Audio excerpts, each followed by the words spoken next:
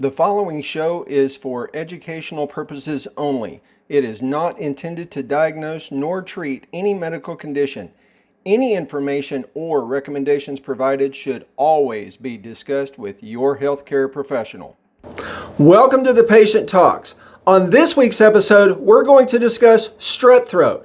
I'm going to be discussing exactly what that is, some of the treatments available for it, the alarm symptoms to look out for, the lookalikes, and why you really shouldn't just start taking an antibiotic because your throat hurts.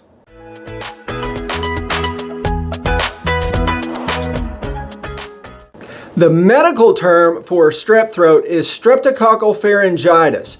Streptococcus is a particular family of bacteria, and in this case, it's almost always group A strep or group B streptococcus that is causing an infection in the back of your throat.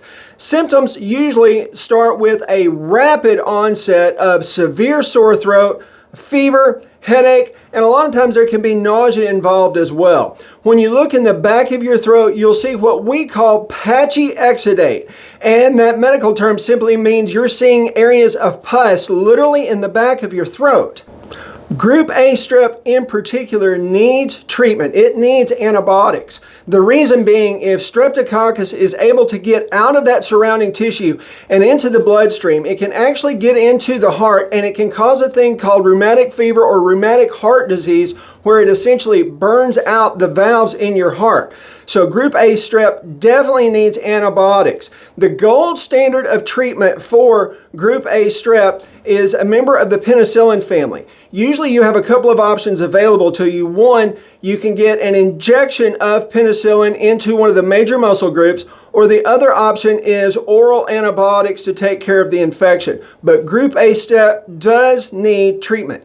Symptomatic care at home, one that my mom always used to do, and it tasted terrible, but it does work, is warm saltwater gargles. And the reason it works is that high salt content in the water helps pull some of the fluid out of those tonsils in the back and reduces some of the swelling. So while it tastes terrible, it does help quite a bit. As far as the pain, ibuprofen or Tylenol are acceptable. Also, if you've already seen your clinician to get your strep treated, you may want to talk to them about having the pharmacy produce a thing we call magic mouthwash. It has viscous lidocaine in it, along with a couple of other ingredients that help it coat the back of the throat so it numbs that area up and can give you quite a bit of relief. Also, if you're having some significant nausea and you have elected to go with the oral antibiotic when you see your clinician, be sure to mention to them that you're having nausea so that they can also write for a medication to help control that. Because if we don't, while you take the antibiotic, you will probably see it back in the next 15 to 20 minutes, which is not going to do you any good. There are some particular symptoms I want you to really watch out for because these can constitute a medical emergency.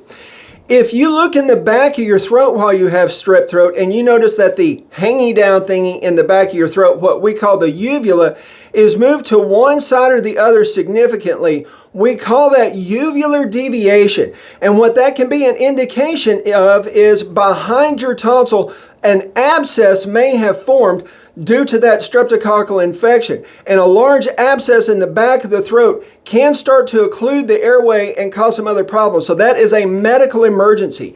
If you look in the back of your throat and you see that uvula is significantly pushed to one side or the other, that one does merit a trip to the emergency room.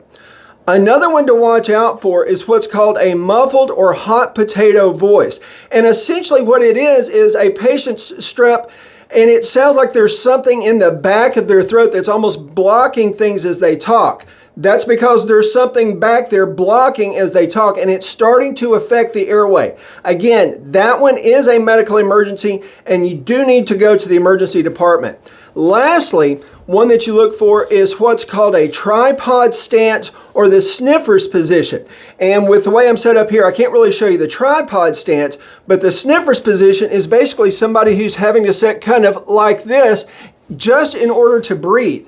And again, that's due to that airway being so inflamed, it's starting to get blocked. That one is a medical emergency as well. So if we have strep on board and you see any of those, it's a direct trip to your ER. Now then, let's talk about the lookalikes. So the back of your throat is killing you. You see white patchy goop back there. You're running a fever. And you go to your clinician and they say it's not strep. Well, how can it not be strep? Because there's other things that look very, very similar. There are several viral illnesses that can actually cause the patchy infiltrates in the back of the throat and a severe sore throat. One of them, for example, is mononucleosis. That a lot of times is misdiagnosed on the front end because initially it can look quite a bit like strep. There's also a couple of other bacterial infections that can look similar to strep. There is such a thing as Staphylococcus pharyngitis, a different bacteria that can cause an infection in the back of the throat. And the third one is gonococcal pharyngitis, and this is an infection in the back of the throat due to the gonorrhea bacteria. So there are several that can look like strep but not be strep.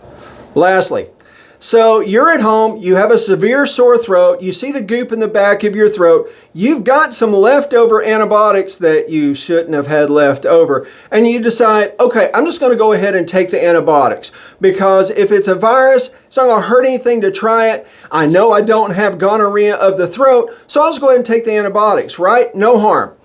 Wrong.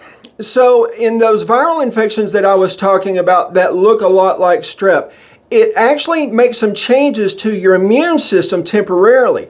And one of the things it can do is make you allergic to penicillin while that viral infection is going on. It's called an ampicillin-like reaction. And for a long time, we thought that was strictly temporary.